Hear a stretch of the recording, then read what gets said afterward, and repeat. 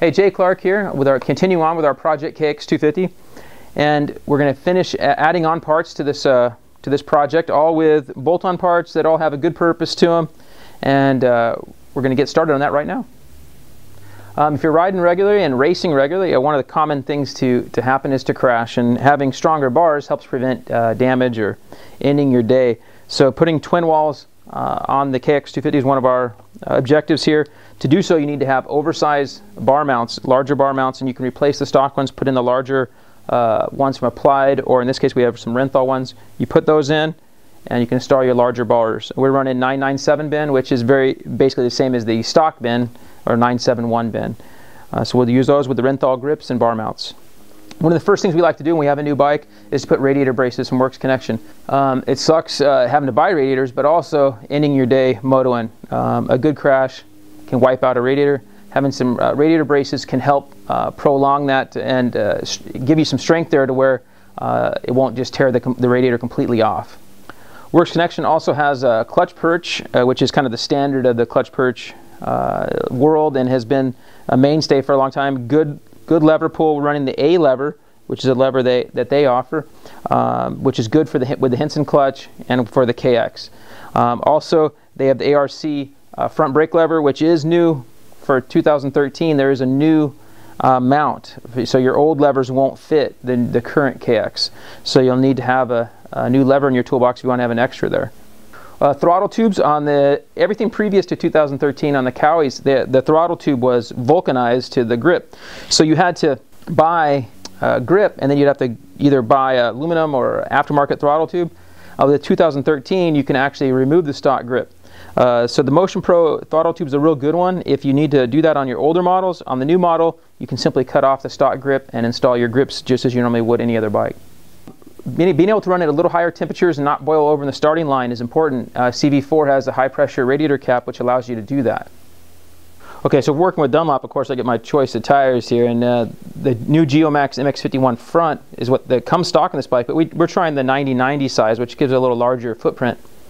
And in the rear, we go with an MX31 with a 110/80, which is a wider footprint, which is just mainly a sand mud tire. Works really well at some of the tracks early in the day out here in California, especially Kuya, Racetown, those tracks that are really deep in the morning. Okay, adding the FMF pipe and removing the backfire screen, the bike is picking up approximately 1.5 horses, and a good amount of throttle response and a little bit of torque. Adding some race fuel is a real easy way to pick up some power without having to do any motor modifications. A U 4.4 by VP is a good oxygenated fuel. It's not legal, AMA legal, but it is at all your local races, no problem. Very good fuel, not a lot less expensive than the legal fuels, so really good. We do mix it with pump gas. In many cases you can mix it down and have your money go a little further. So that's a good mod before you get any motor work done. On a 250F especially, you can be really hard on clutches. Henson clutch setup is just the best. Inner hub, pressure plate, and basket with their clutch plates and an outer cover allows for a little more oil capacity, and squirting the oil straight in to where it needs to go inside the clutch plates. Just a great setup. Here we're going to reinstall our 2012 setup, which we pulled out of our 2012 before we got rid of that bike. So that's kind of a benefit of the Henson stuff, is that we can reuse it in many cases. And so in this case we're going to put our 2012 stuff in our 13, bolt it all right in. Okay, so a lot of people don't realize these new forks from Kawasaki here.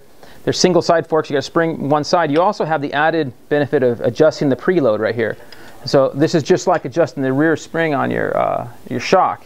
So they come right around 20 is a good place to start, and if it's feeling a little too stiff, you can back it off to say 18 or so. And it makes a click is around a third or a quarter, about a quarter turn or so is a click.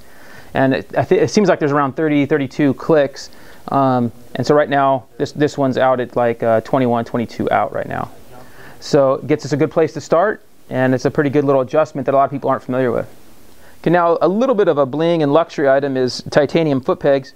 Works Connection has the cost down that's fairly reasonable for tie pegs. They are substantially lighter than stock and wider. So they're wider and lighter. So a very cool item, obviously not critical, but a very cool item to have on your race bike. Another bit of a luxury item is a very cool looking seat cover from Moto Seat. They custom make them however you want, kind of to match. I have him match the graphics. He puts pleats in and the pleats are there to kind of hold you from going sliding back too far. You can also put a bump in there. I prefer them with the bump. This one should have had a bump, so I'm going to get on Travis about that. But anyway, you can have a bump in the back to keep you more forward on the bike. Okay, DecalWorks is kind of the standard in the industry as far as custom graphics. They custom make just so many graphics a day, it's crazy.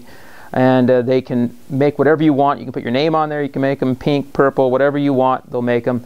In this case, we have some very sharp looking graphics with our number 38 on here, and we'll see how those look on this new bike. All right, that pretty much concludes part 2 of our mod KX250 here. Hopefully you got some good ideas of some things you can do on your bike. Obviously it might be difficult to do everything here unless you got an unlimited budget, but it gives you some ideas of some things you can do to your bike. Some of it's maintenance, some of it's more performance. We're going to spend a bunch of time on this bike over the next month or two here. Try to put another 10-15 hours plus on it. Right now it's got about 8 hours. We're going to put some more time on it, and then we're going to see what we want to do to the suspension modification wise, if we want to modify it or if we want to just kind of leave it with the adjustments we come up with. Also see what we're going to do motor wise. If we want to add some more power with a high compression piston and cams, or maybe a big bore. So we'll revisit that in just a couple months, and so check back with us.